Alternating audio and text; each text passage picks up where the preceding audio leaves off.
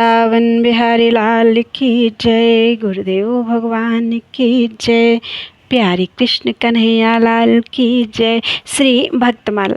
श्री भक्तमाल में आज चरित्र है श्री गोस्वामी श्री विठलेश्रुत जी। श्री गिरधर जू सरस शील गोविंद जू साथ ही, बाल कृष्ण जस बीर धीर श्री गोकुल नाथ ही।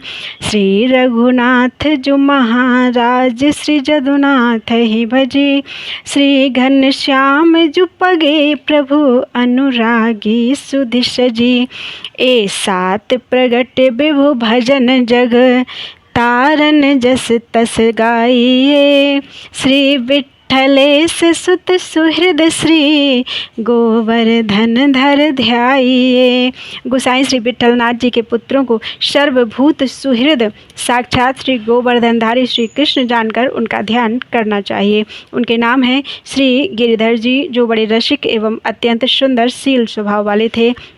श्री गोविंद जी का स्वभाव भी वैसा ही था। श्री बालकृष्ण जी महायशस्वी हुए। चौथे श्री गोकुलदास जी बड़े धीर महापुरुष हुए। पांचवें श्री रघुनाथ जी महाराज एवं छठवें श्री यदुनाथ जी महाराज अपने समगुणों से भजने योग्य हुए। इनका भजन करना चाहिए। सातवें श्री घनश्याम जी सदा सर्वदा प्रेम प्रभु में पगे रहते थे, प्रभु प्रेम में पगे रहते थे, बड़े अनुरागी थे, हृदय में हमेशा प्रभु की स्मृति संजोए रहते थे। ये सातों नंबर 1 गिरिधर जी, दूसरे श्री गोविंद जी, तीसरे बालकृष्ण जी, चौथे श्री गोकुलदास जी, पांचवें श्री रघुनाथ जी, छठवें श्री यदुनाथ जी और सातवें श्री घनश्याम जी। ये सातों प्रत्यक्ष ही भगवत विभूति थे, भगवत जन में परम प्रवीण एवं समर्थ थे तथा श्री कृष्ण की ही भांति ये भी संसार का उद्धार करने वाले थे। इनका यशोगान करना चाहिए। गोसाई श्री विठलनाथ जी के पुत्रों विठलेश्रुत का विशेष वर्णन इस प्रकार है। गोसाई श्री विठलनाथ जी के 7 पुत्र विठलेश्रुत कहलाते हैं। गोसाई श्री विठलनाथ जी का श्री ठाकुर जी के प्रति वही भाव था जो नंदराय जी और यशोदा रानी का बालकृष्ण के प्रति था। श्री ठाकुर जी ने भी इनके वात्सल्य भाव को स्वीकार किया था और उनके साथ छोटे बालक जैसी ही लीला करते थे। वे कभी दूध पीने में आनाकानी करते, कभी सोने में, तो कभी बंदर से डर कर उनकी गोद में छुप जाते। श्री गोसाई जी उनकी इस लीला से आनंद विभोर हो जाया करते थे। उनके वात्सल्य भाव पर रीझ कर एक बार श्री ठाकुर जी प्रकट हुए और उनसे वर मांगने को कहा। तब आपने यह वर मांगा कि आपने द्वापर में श्री नंदराय जी को जैसी बाल लीला का सुख दिया एवं उनका आप में जैसा वात्सल्य स्नेह था, वैसा ही सुख एवं वैसा ही स्नेह आप कृपा करके हमको भी प्रदान करें। तब श्री ठाकुर जी ने कहा, पिता के रूप में तो आप मुझे पितृ सुख दे देंगे, पर बिना माता के मेरी बाल लीला का पूर्ण विकास कैसे होगा? अतः पहले आप मेरे रिक्त मात्र पद की पूर्ति करें, फिर आपको परम प्रभावशाली 7 पुत्रों की प्राप्ति होगी। उन सभी पुत्रों में 5-5 वर्ष तक मेरा आवेश रहेगा।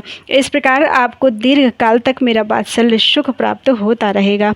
कालांतर में प्रभु कृपा से आपको 7 पुत्रों की प्राप्ति हुई और आप दीर्घ काल तक वात्सल्य रस सिंधु में अवगाहन करते रहे। आपने अपने 7 पुत्रों के लिए 7 गद्दियों की स्थापना की, जिससे वैष्णव धर्म और भगवत भक्ति का खूब प्रचार प्रसार हुआ। लीला संवरण काल में आपने अपने सभी पुत्रों को श्री ठाकुर जी का एक सेवा विग्रह प्रदान किया था, जिनकी आज भी परंपरागत रूप से सेवा पूजा हो रही है। इसका विवरण इस प्रकार है। नंबर 1 श्री गिरधर जी को ठाकुर श्री मथुरेश जी, जो इस समय यतिपुरा में विराजमान है। नंबर 2 श्री गोविंद राय जी को ठाकुर श्रीनाथ जी, श्रीनाथ जी, जो वर्तमान में श्रीनाथ द्वारा राजस्थान में विराजते हैं। तीसरे बालकृष्ण जी को श्री द्वारिकाधीश भगवान, जो कांकरौली में विराज रहे हैं। चौथे श्री गोकुलनाथ जी को श्री गोकुलनाथ जी, जो श्री गोकुल धाम में विराजमान हैं। पांचवें श्री रघुनाथ जी को श्री गोकुल चंद्रमा जी, जो वर्तमान में श्री काम वन में विराज रहे हैं। छठवां श्री यदुनाथ जी को श्री बालकृष्ण भगवान, जो इस समय सूरत में विराज रहे हैं। तथा सातवें श्री घनश्याम जी को ठाकुर श्री मदन मोहन जी, जो इस समय श्री कामवन में विराज रहे हैं। इस प्रकार श्री विठलनाथ जी के पुत्रों द्वारा वैष्णव धर्म और भगवत भक्ति का विपुल प्रचार प्रसार हुआ।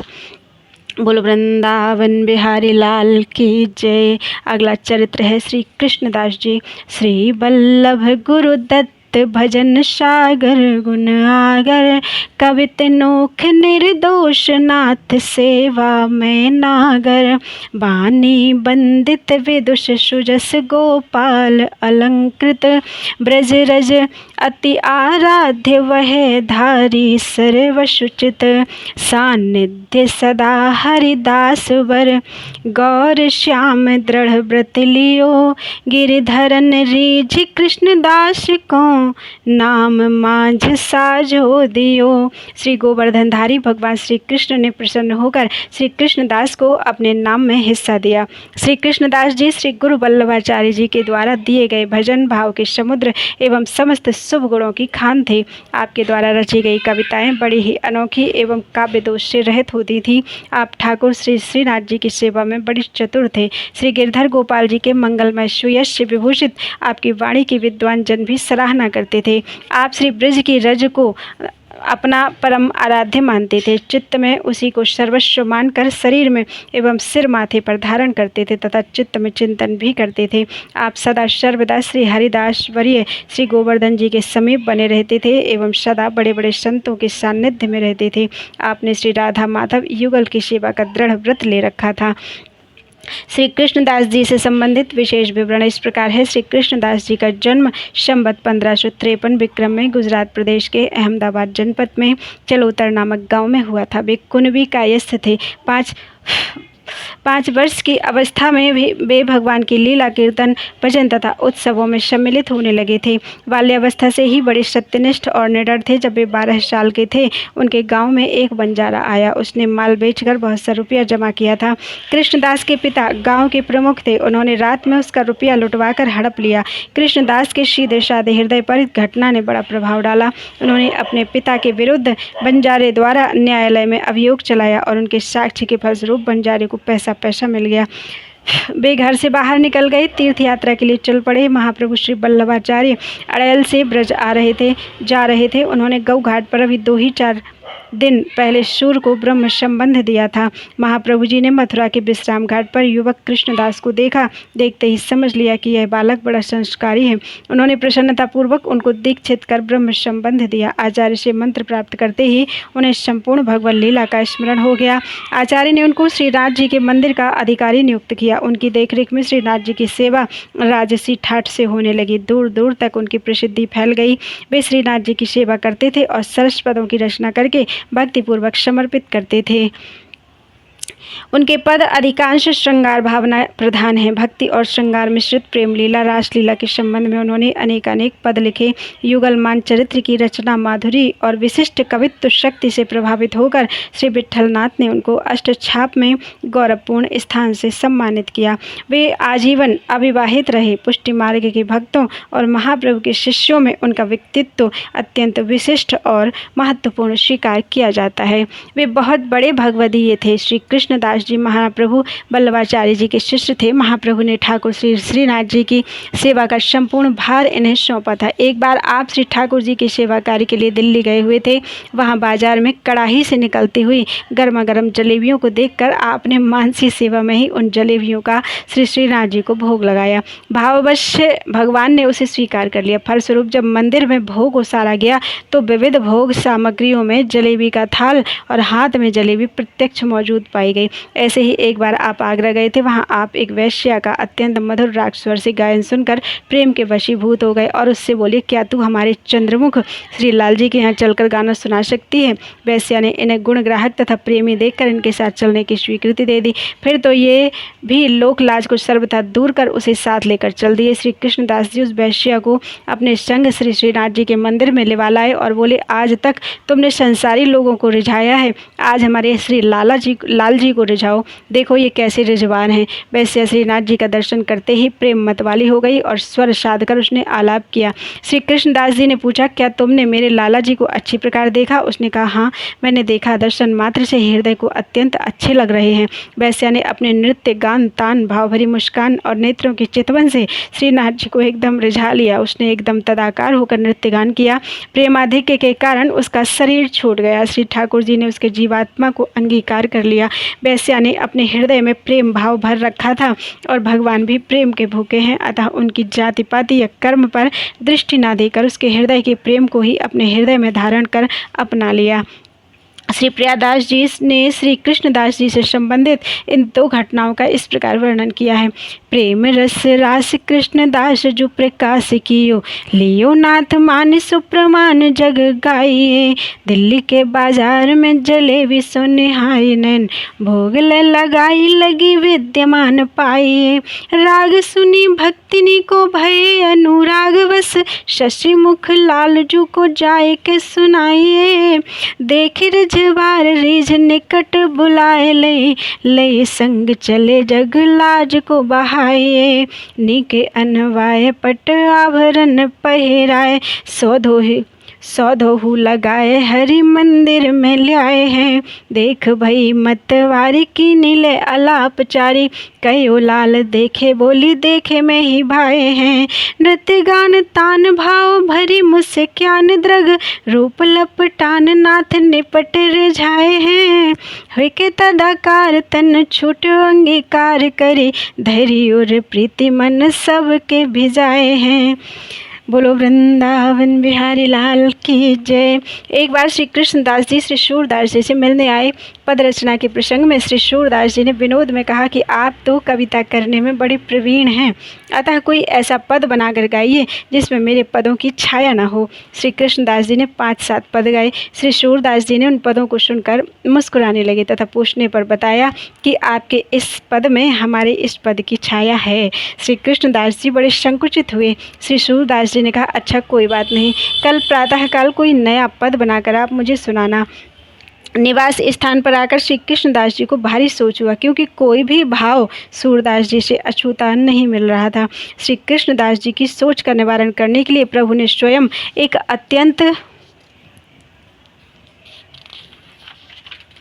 सुंदर पद बनाकर श्री कृष्णदास जी की शैया पर रख दिया। जब चिंता में निमग्न श्री कृष्णदास जी शैया पर पहुंचने गए तो सिरहाने श्री प्रभु के कर कमल से लिखा हुआ पद पाया। फिर क्या था, प्रातःकाल होते ही श्री कृष्णदास जी पुनः सूरदास जी के पास आए और उस पद को सुनाया। सुनकर श्री सूरदास जी बड़े सुखी हुए और साथ ही यह जानकर कि यह पद श्री कृष्णदास रचित नहीं हो सकता है, इसे तो श्री श्रीनाथ जी ने बनाया है। श्री सूरदास जी ने इसे श्री ठाकुर जी का पक्षपात बताया। श्री ठाकुर जी के इस पक्षपात पर श्री सूरदास जी रूठ गए। उन्होंने मंदिर में कीर्तन की सेवा बंद कर दी। तब श्री ठाकुर जी ने उन्हें मनाया। फिर तो भक्त और भगवान के हृदय में परस्पर प्रेम रंग छा गया। श्री ठाकुर जी की इस लीला और भक्त वत्सलता का वर्णन श्री प्रियादास जी ने इस प्रकार किया है। आए सूर सागर सो कही बड़े नागर हो, को पद गावो मेरी छाया न मिलाइए। गाए 5-7 सुनी जान मुस्कात कही, भले जू प्रभात आनी करके सुनाइए। पर्यो सोच भारी गिरधारी उर धारी बात, सुंदर बनाए सेज धरयो लखाइए।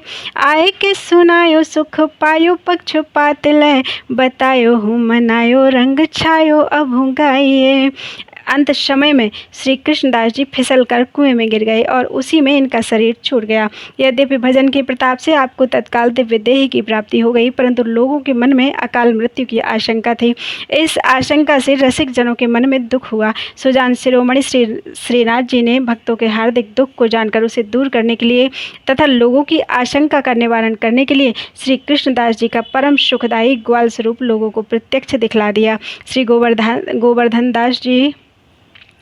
गोवर्धन जी की तलहटी में कुछ ब्रजवासियों को देखकर दिव्य देहधारी श्री कृष्णदास जी ने कहा कि आगे श्री बलदाऊ जी गए हैं, उन्हीं के साथ पीछे पीछे मैं भी जा रहा हूँ। आप लोग श्री गोसाई विट्ठलनाथ जी से मेरा प्रणाम कह देना। तदुपरांत श्री कृष्णदास जी ने पृथ्वी में गड़े हुए धन का पता बताया जो इन्होंने पूर्व शरीर से सुरक्षार्थ पृथ्वी में गाड़ रखा था। ब्रजवासियों ने आकर श्री कृष्णदास जी का वृत्तांत गोसाई श्री विट्ठलनाथ जी से कहा। निवेदन किया। पुनः निर्दिष्ट स्थान खोदा गया तो वहां धन भी मिला। इससे सबको विश्वास हो गया कि निश्चय ही इन ब्रजवासियों को श्री कृष्णदास जी मिले थे। तथा दूसरी बात यह है कि श्री कृष्णदास जी की अधोगति नहीं हुई, वे भगवान की नित्य लीला में सम्मिलित हो गए। भक्तमाल के टीकाकार श्री प्रियादास जी ने इस घटना का अपने कवित्व में इस प्रकार वर्णन किया है। कुआं में खिसिल देह छूट गई नई भई, भइयों असंका कछु और उर आई है। रसिकन मन दुख जानि सो सुजान नाथ, दियो दर्शाए तन ग्वाल सुखदाई है। गोवर्धन तीर कही आगे बलवीर गए, श्री गुसाई धीर सो प्रणाम योजनाई है। धन हूँ बताए खोदी पायो विश्वास आयो, ही सुख छायो संक पंकले बहाई है। बोल वृंदावन बिहारी लाल की जय।